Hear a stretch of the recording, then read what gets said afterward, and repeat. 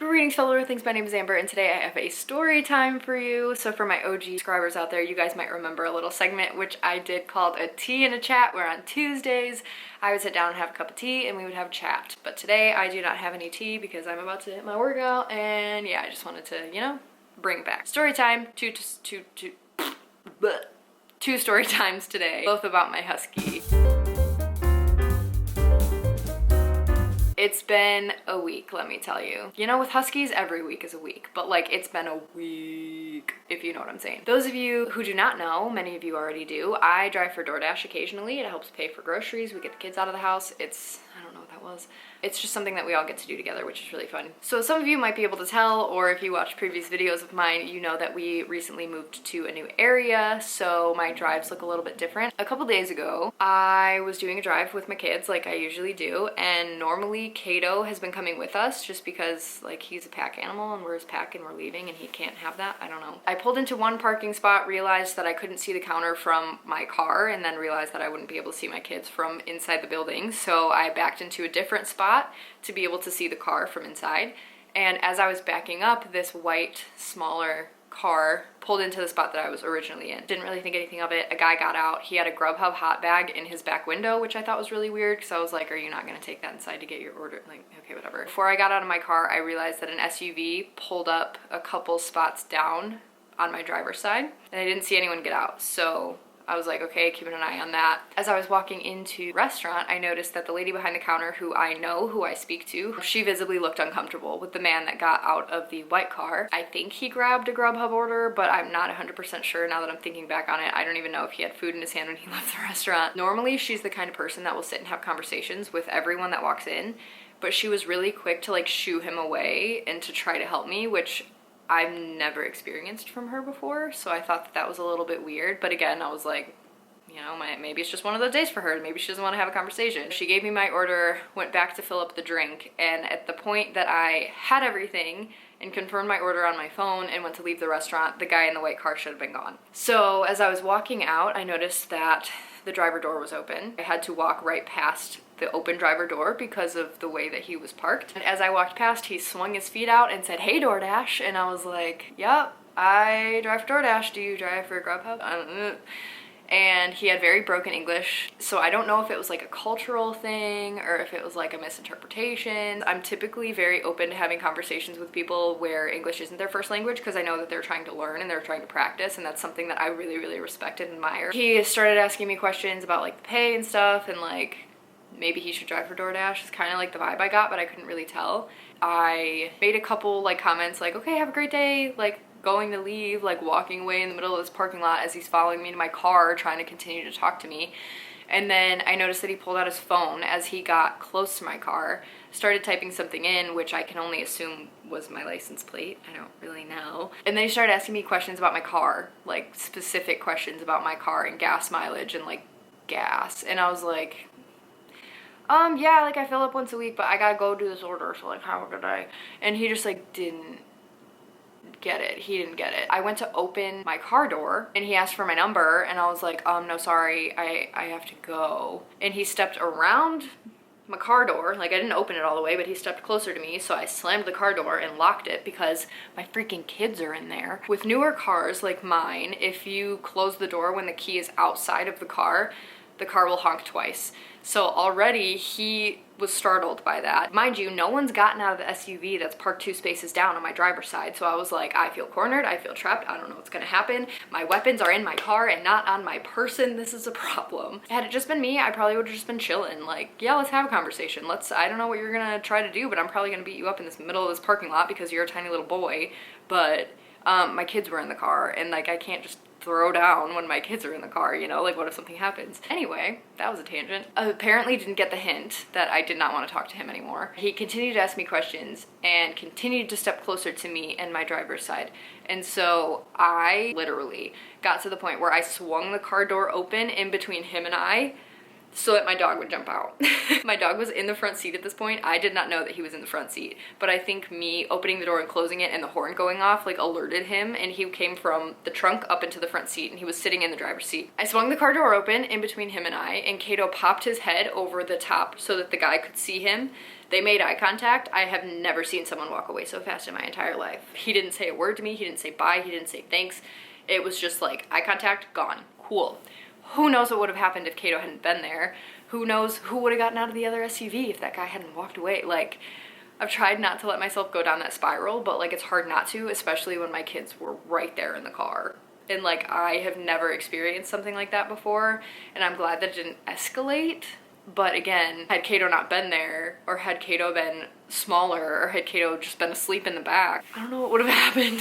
I don't know. Here I was feeling all emotional and sentimental about how Kato very well could have saved my kids and myself. The next freaking day, when Hunter wakes up from his naps and Josh isn't here, he's really like moody tooty and like he's just very upset about it. He woke up very upset about it. The dogs had to go outside because, you know, they always have to go outside at the most inconvenient times, and we do not have a fancy yard where we are right now. All of our dogs are really good. Oakley and Butcher, pardon my voiceover. Butcher, as soon as you say their names, they're running inside the house, like, no doubt about it.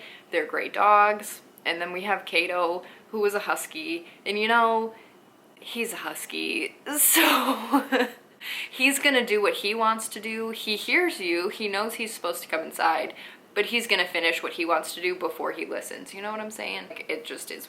It is what it is. You can't really break that. I don't want to break that because like that's who he is. You know what I'm, you know. So anyway, I let them outside. I had to turn around and come back to give Hunter something or like do something with him. I don't know. He was freaking out and I had to fix it. Is basically what it was. When I went back to my front door, I realized that Butcher was a little bit further away than I felt comfortable with. I'm slightly night blind, so I can't see at night. So I can't see Kato because he's dark, but I can see Butcher because he's white.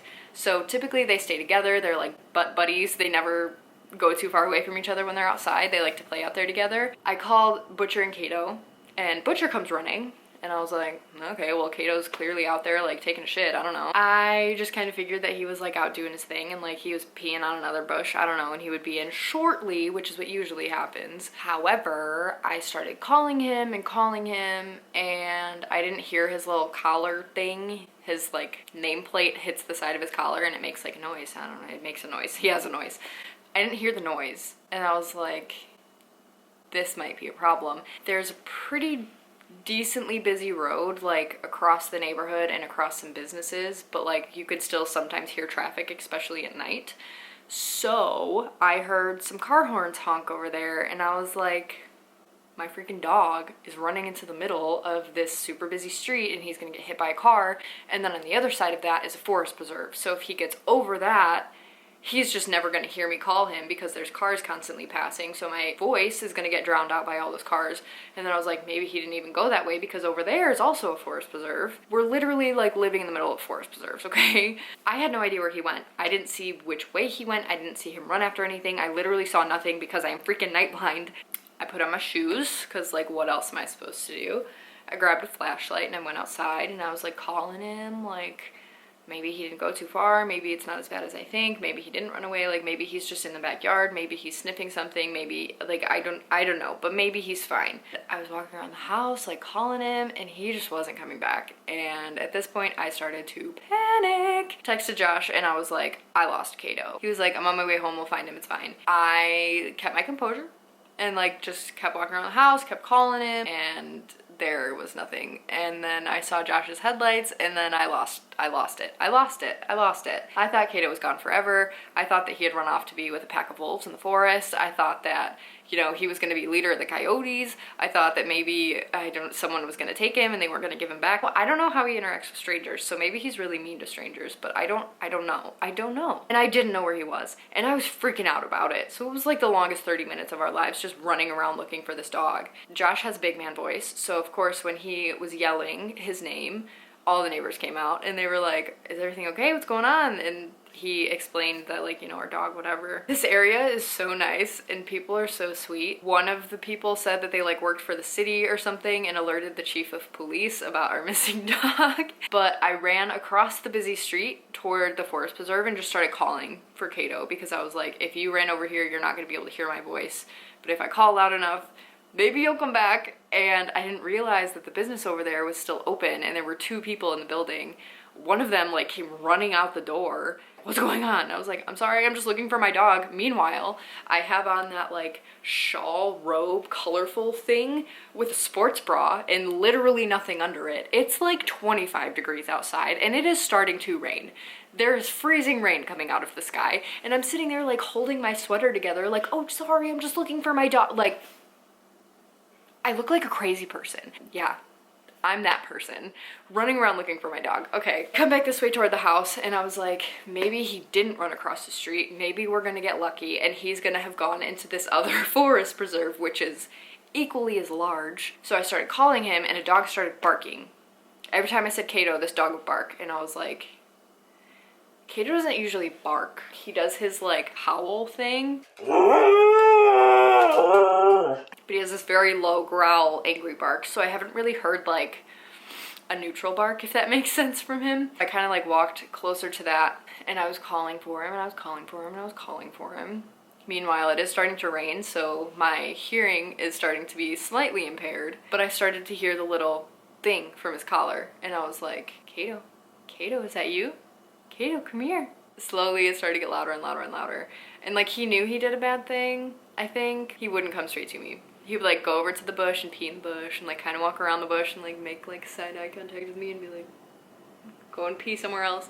And everything was fine after that. But he passed out under the table and then got up, drank a whole bowl of water, laid back down and started pulling all of these tiny little burrs out of his feet and out of his coat. And there's still just so many left in there. It's been quite an emotional week with my dog, thinking, oh my god, he saved my life, he's so sweet, he protected us, to holy crap, my dog is gone forever, to now he's just being a sweet boy again. And it's just been a lot. It's been it's been a very heavy, chaotic week. That was my story time for today. I hope you guys enjoyed. I hope my husky stories might get a little bit better as time goes on, because this was traumatic in more ways than one. So I hope you guys enjoyed and I will see you guys next time. Pew.